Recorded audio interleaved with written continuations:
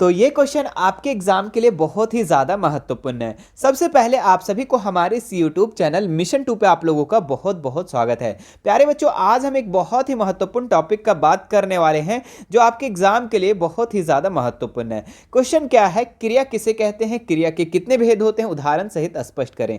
ये जो क्वेश्चन है बच्चों कई बार एग्जाम में पूछा गया है और आने वाले एग्जाम के लिए प्रबल संभावना है कि यह सवाल पूछा जा सकता है। तो एक बार इस वीडियो को पूरा जरूर देखना, एक बार समझ लेना, ठीक है। आपको रटने की जरूरत नहीं पड़ेगी। अगर आप एक बार समझ लेते हो तो एग्जाम में लिख कर आ जाओगे, अगर एग्जाम में आता है तो। क्वेश्चन क्या है, क्रिया किसे कहते हैं। तो सबसे पहले हम लोग समझते हैं कि क्रिया किसे कहते हैं। तो देखिए, जिस शब्द के द्वारा किसी कार्य को करने, ठीक है, जिस शब्द के द्वारा किसी कार्य को करने अथवा होने का बोध हो उसे क्रिया कहते हैं। जैसे मोहन पढ़ रहा है, रेखा खेल रही है, आप YouTube देख रहे हो, तो ये सब क्या है मेरे प्यारे बच्चों, ये सब क्या है, क्रिया है। ये सब एक काम को दर्शा रहा है, ये काम हो रहा है, ठीक है। तो एक बार फिर से, जिस शब्द के द्वारा किसी कार्य को करने, ठीक है, जिस शब्द के द्वारा किसी कार्य को करने अथवा होने का बोध हो उसे क्या कहते हैं, क्रिया कहते हैं, ठीक है। जैसे मैं एग्जांपल आप कुछ भी दे सकते हो, है ना। मोहन पढ़ रहा है, सीता खेल रही है, रेखा खेल रही है,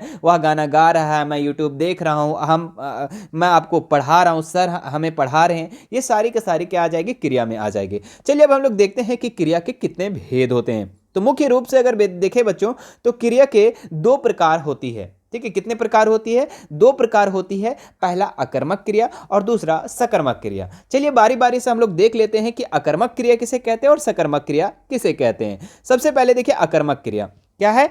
अकर्मक क्रिया वाक्य में जिस क्रिया के प्रयोग में कर्म की आवश्यकता नहीं होती, ठीक है। तो ऐसा वाक्य बच्चों जहां पे कर्म की आवश्यकता नहीं होती है, जहां पे कर्म नहीं लगा होता, ऑब्जेक्ट नहीं लगा होता, उसे क्या कहते हैं हम लोग, अकर्मक क्रिया। जैसे दौड़ना, सोना, हंसना, रोना, उठना, ये सारे क्या हो जाएगी हमारा अकर्मक क्रिया। जैसे एग्जाम्पल के तौर पर हम लोग समझते हैं बच्चों, ठीक है। यहां पर एक लाइन और देखिएगा, यहां क्रिया का प्रभाव सीधे कर्ता पर पड़ता है, ठीक है। जो भी वाक्य होता है ना उसका जो प्रभाव पड़ता है वो डायरेक्ट कर्ता पे पड़ता है, सब्जेक्ट पे पड़ता है। जैसे मोहन दौड़ रहा है, ठीक है, मोहन क्या कर रहा है, दौड़ रहा है। बच्चा हंस रहा है, रीता रोती है। तो यहां पे ये सारे का सारे क्या है, यहां पे कर्म नहीं लगा हुआ है बच्चों, ठीक है। यहां पे आपका कर्म नहीं है, कर्म यहां जो है ना अब्सेंट है, ठीक है। यहां पे कर्म नहीं लगा हुआ है तो ये क्या हो जाएगा, अकर्मक क्रिया हो जाएगा। यहां पे जो वाक्य है बच्चों ये डायरेक्ट जो है प्रभाव जो है, ये क्रिया का प्रभाव ये डायरेक्ट कर्ता पे पड़ रहा है। जैसे कि मोहन दौड़ रहा है,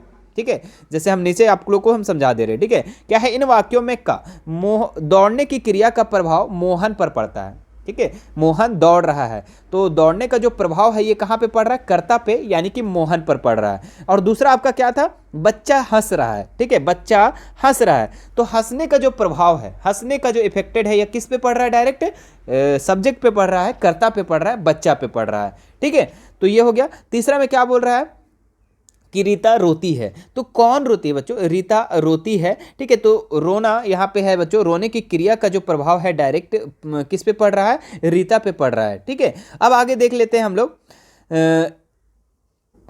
क्या लिखा हुआ है, इनमें कोई कर्म नहीं है, इसमें कोई कर्म नहीं है अतः ये क्रियाएं अकर्मक है, ठीक है। अब देखो हम जब सकर्मक क्रिया समझाएंगे तो अकर्मक क्रिया और क्लियर से आप लोगों को समझ में आ जाएगा। देखिए जैसे सकर्मक क्रिया क्या है, सकर्मक क्रिया के प्रयोग में कर्म की आवश्यकता होती है, इसमें कर्म की आवश्यकता होती है। अकर्मक में कर्म की आवश्यकता नहीं होती है, लेकिन सकर्मक में कर्म की आवश्यकता होती है। सकर्मक क्रिया कर्म के बिना अपना भाव पूरा नहीं कर पाती है। जो सकर्मक क्रिया है ना, अगर कर्म उसमें ना रहा बच्चों, ठीक है, कर्म ना रहा तो ये अपने भाव को पूरा स्पष्ट नहीं कर पाती है। जैसे पढ़ना, लिखना, देखना, खाना, पीना आदि, है ना। जैसे मैं आपको क्या लिख लेना है, देखिए मैं पुस्तक पढ़ रहा हूं, मैं पुस्तक पढ़ रहा हूं। तो यह जो पुस्तक जो है बच्चों ये आपका क्या है, ऑब्जेक्ट है, ये आपका कर्म है, ये क्या है, कर्म है। अगर यहां पे डायरेक्ट रहता मैं पढ़ रहा हूं, मैं पढ़ रहा हूं, तो ये क्या हो जाता, अकर्मक क्रिया। लेकिन यहां पे मैं पुस्तक पढ़ रहा हूं, ठीक है, यहां पे कर्म लग चुका है, यहां पे पुस्तक क्या है, कर्म है, तो ये आपका क्या हो जाएगा, सकर्मक क्रिया, ठीक है। जैसे दूसरा एग्जांपल समझ लेते हैं, रमेश ने रवि को बुलाया, रमेश ने रवि को बुलाया, है ना। तो यहां पे रवि जो है ये क्या है, आपका कर्म हो जाएगा, ठीक है। यहां पे क्या हो जाएगा, रवि जो हो जाएगा वो कर्म हो जाएगा। जैसे कि मेरे प्यारे बच्चों, जैसे अगर रहता यहां रमेश ने बुलाया तो किसको बुलाया? जब क्वेश्चन मार्क आ जाए, ठीक है, जब कोई भी वाक्य में अगर क्वेश्चन आ जाए कर्म को हटाने पर, ठीक है, तो उसको हम लोग बोलेंगे सकर्मक क्रिया। जैसे यहाँ पे तीसरा भी एग्जांपल समझ लेते हैं, वह चित्र बनाता है, तो चित्र यहाँ पे क्या है? कर्म है, ठीक है। अगर मान लो इस तरीके से रहता, वह बनाता है, क्या बनाता है भाई? क्या बनाता है? तो चित्र बनाता है। तो इस तरीके का जो क्वेश्चन मार्क बनता है, क्वेश्चन आता है, ठीक है, वाक्य को अगर कर्म हटा दे तो क्वेश्चन बन जाता है, ठीक है, तो वो हमारा क्या हो जाता है? सकर्मक क्रिया। सिंपल समझ में आ गया? एक एग्जांपल आपको हम बताते हैं, वो उससे समझ में आ जाएगा, ठीक है। जैसे कि मान लो आपका नाम राम है, ठीक है, राम पढ़ता है, ठीक है, राम पढ़ता है, तो ये आपका अकर्मक क्रिया हो जाएगा। क्या हो जाएगा? अकर्मक क्रिया, ठीक है। लेकिन यही चीज बोल देगा कि राम किताब पढ़ता है, क्या लिखेंगे? राम किताब पढ़ता है, तो ये आपका क्या हो जाएगा? सकर्मक क्रिया। उम्मीद है कि आपको अब समझ में आ गया होगा कि जहां पे ऑब्जेक्ट लग जाए, जहां पे आपका कर्म लग जाए, वो आपका सकर्मक क्रिया हो जाएगा, और जहां पे ना लगे, ठीक है, जहां पे कर्म का अब्सेंट रहे, वो आपका अकर्मक क्रिया हो जाएगा, ठीक है। देखो यहां पे आपका नीचे लिखा हुआ है, क्रिया के साथ क्या किसे लगने से जो उत्तर मिलता है, ठीक है, क्रिया के साथ जो क्या किसे लगने से जो उत्तर मिलता है वही कर्म होता है, ठीक है। जैसे कि यहाँ पे वह बनाता है, वह क्या बनाता है? मान लो कि हम कर्म को हटा करके और बोल दे वह क्या बनाता है, तो वह चित्र बनाता है।